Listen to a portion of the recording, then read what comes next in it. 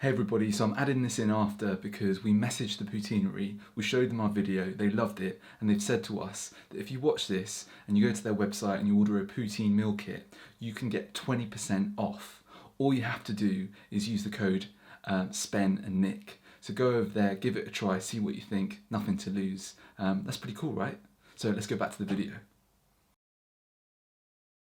The few moments, Himo, that you've interjected on this episode have just taken it from I'd say an 8 up to at least an 8.1. I mean, at least a 9. Welcome everybody to episode 46 of the Spen and Nick Show, and this week we're talking about how to take your offline business and take it online.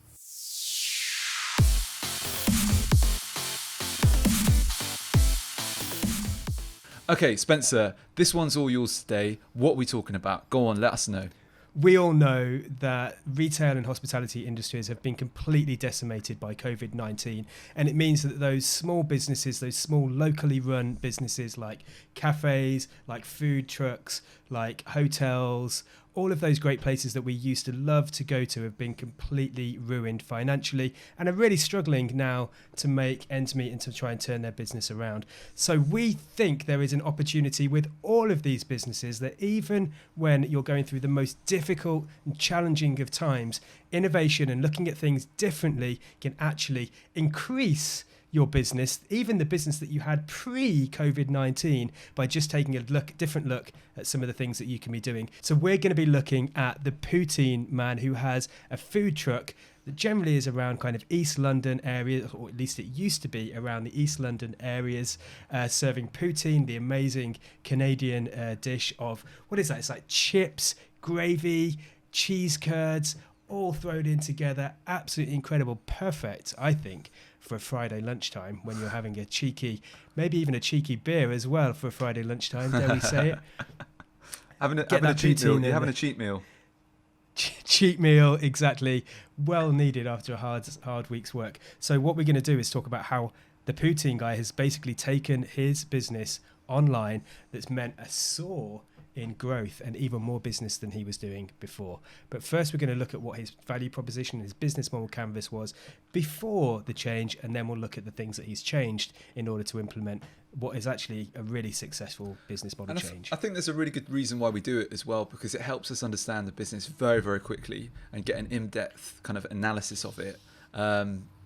Much easier than any other way of doing it, because otherwise you hear a lot of words, you hear a lot of blah, blah, blah, but it doesn't make any sense. Hopefully, it will be crystal clear to you how this business went from pre-COVID to post-COVID successfully kind of thriving. So go on, Spencer, let's get into it. You're absolutely right. And I think there's going to be some takeaways with this for so many different organisations that are trying to figure out something new. So let's have a look at what the Poutine guy was all about to start with. So it was all really about takeaway lunches. He wanted to create the best poutine in town, have this lovely food truck basically set up across different locations.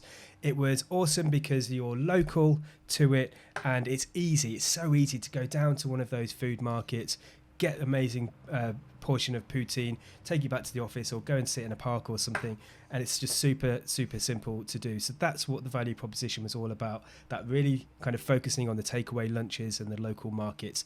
Now, in terms of the customer relationships, the customer segments, this is really focusing on those local workers. This is why East End of London was really great for it, because you've got obviously Tech City around there, you've got all of the tech companies, you've got the city as well, so all the financial services companies and all that kind of thing. Really low local proximity, but it's quite a cool and kind of nice urban area, so really perfect for this kind of food and these kind of food markets.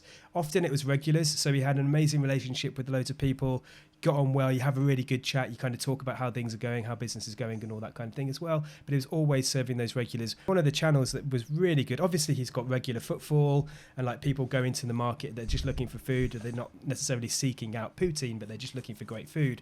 But also what he did was had this really great Instagram channel, and what he would do is say where he was going to be each week. So you knew that like Friday he's going to be at Brick Lane, or on a Thursday he might be at Spitalfields or close to Spitalfields Market or whatever it was. He would make sure he's telling people where he's going to be. So you know that that's something you're going to be looking forward to, which is a really great channel, a great way to get people excited about going and getting poutine on that day. So if we move to the other side of the business model, we look at the key partners firstly. Key partner on this one is basically the market manager, like making sure that you've got your pitch, making sure you've got your stand all ready, and that you've got all of the relationships that you need to have in order to go and basically run your market and run your food stall. The key activities, pretty straightforward in this instance. It's basically setting up the stand, setting up the truck, cooking and doing all the food prep beforehand, basically getting ready for that lunch rush, which it always was as well. The poutine was always like the longest queue in the food markets as well. Key resources, of course, you've got to make sure you've got that market pitch and you've got that set up. You've got to make sure you've got the kitchen staff and the service staff as well. So there's quite a lot of preparation that goes into any food before you even get to the site. So making sure you've got your gravy, making sure you've got your cheese curds, making sure the chips are all prepared and cooked. And these are key resources, my friend. These are key resources. They are key resources.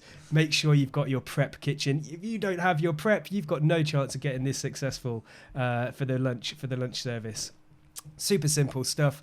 Cost structures, again, this is pretty straightforward. You've got your salary that you're paying yourself or your staff. You've got, of course, the rent of the kitchen that you're doing all of your food prep for. You've got the ingredients, of course. You've got the potatoes, you've got all the raw ingredients that go into preparing the poutine at the end. And of course, you've got your pitch fee. So for every market that you go to, you've got to pay your fee. So essentially, that's pretty much the cost structure. Onto the revenue. Man, we're going fast paced here, but I think it's really important. Pretty simple one as well. The revenue streams, it's pretty straightforward. It's a transactional sale. You know, you're giving what, £9 or whatever it is, £9 or whatever it was, for basically lunch. And that lunch is going to be like a mountain of food that's going to get you through probably the next day, if not the next 2 days, if you wanted it to. It's an enormous amount of food. So transactional sales, just to get your lunch and be super satisfied at the end of it. How does that sound? That was the basic model. Yeah, I feel like I understand the business really well, very, very quickly. And so what's interesting is now what everybody's like waiting for is, well, what the hell did they do to be able to turn it online? This is the moment of truth. Can you put us out of our misery, please? And on the basis of what it was, it's very difficult to take something like that online. It's a food truck. You're expecting footfall. You want people to come to you.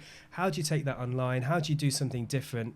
Well, here's the thing that he did. In fact, what we'll do is we'll talk through in exactly that same order what he actually did. So the value proposition is, again, it's all about poutine. It's the best poutine in town, but it's the best poutine in town at your home. Okay, so it's thinking about the home, people working from home, people wanting maybe poutine dinners now. So you need to make it really easy to make, really easy to order.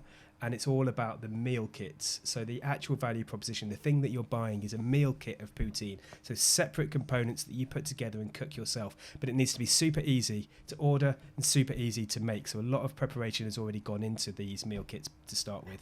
Again, customer relationships. Yeah, we're still talking about regulars, but what he's trying to do now is build an online community of people as well, particularly pushing through Instagram and those kind of things. So he's getting people to take photos or videos of themselves preparing and finishing off their poutine kits, maybe with their poutine at home and a beer, just to kind of celebrate. Those are the really great regular ways of encouraging that community of regulars to continue to be actively involved in what they're doing.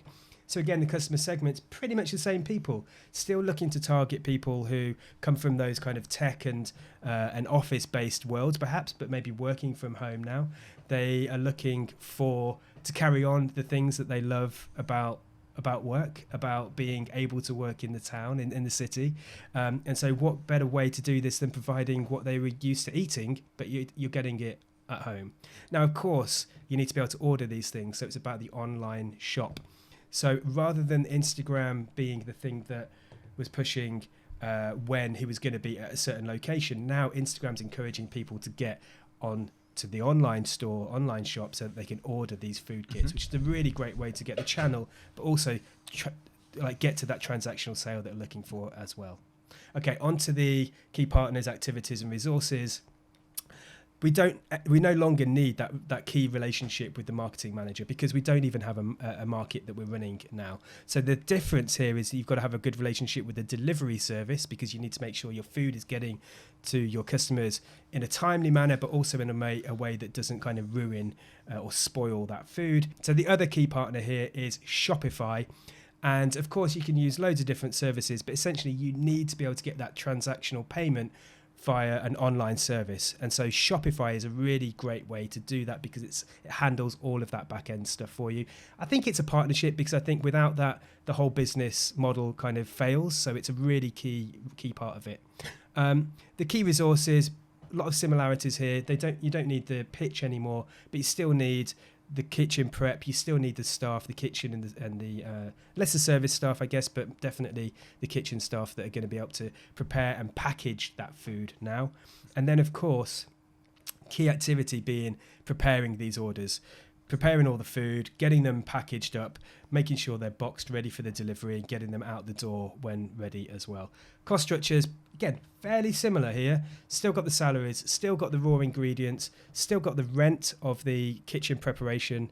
And of course, instead of a pitch fee now for the market, we've got the Shopify subscription as the main body of the cost structure. And there'll be some kind of transactional fee with that as well. Check out Shopify for what that is. And then, of course, the revenue streams, again, it's pretty much the same.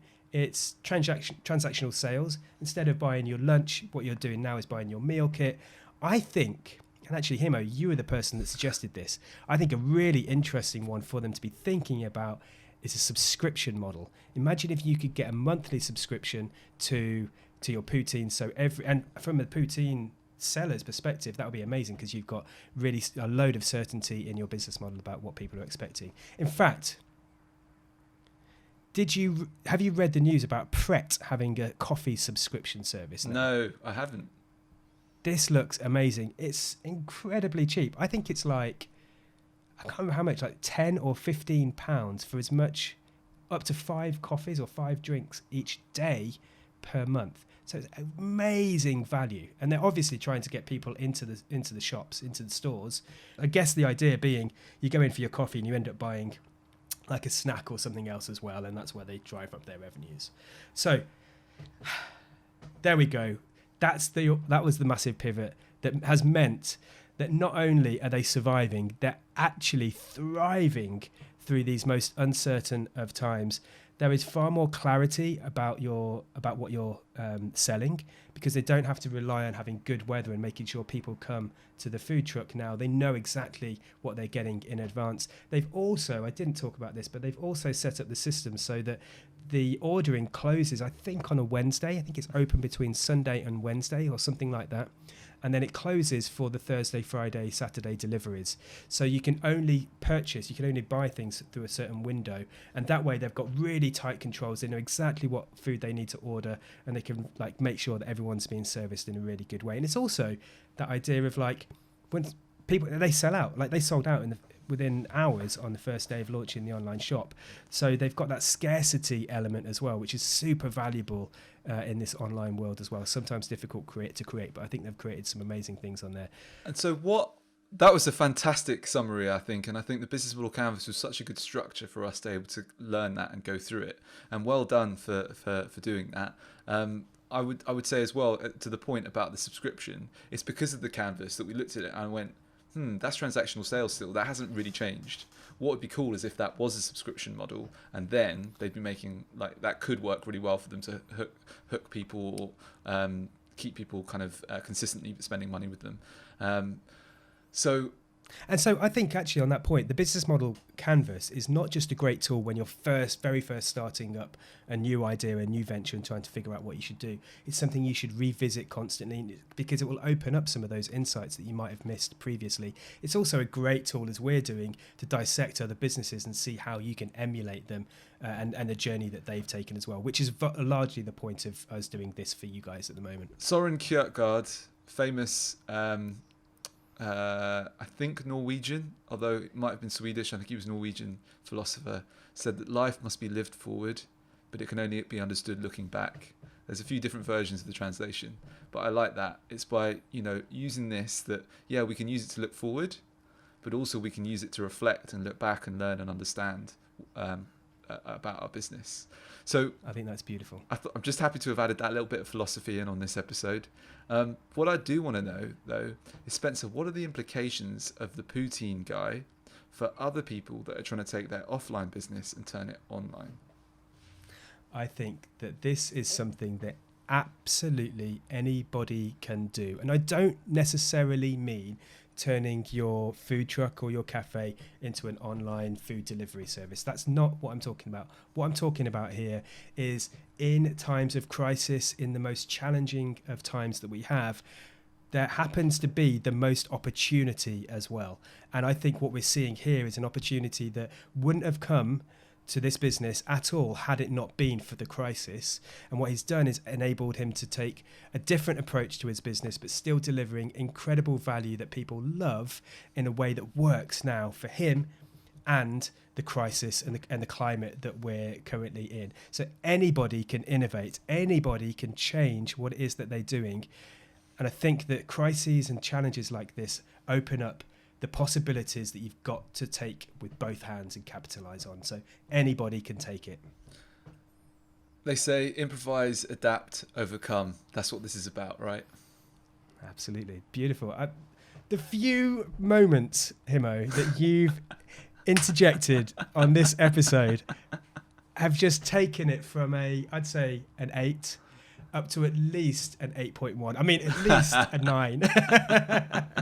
I'll take it. That's a beautiful thing. I think, can we leave it there this week? I think we should. So it would be lovely if you could support us and like this video. If you're watching it on YouTube, why not subscribe? And if you've subscribed, why not take the next step and press the bell icon? Because that would really, really, really help us out. But that's it really for this week.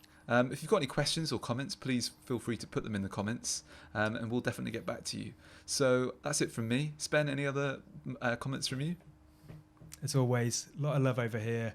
Keep the love coming to us. We'll keep on doing this for you. Take care. Excellent. See you later, everyone. Bye.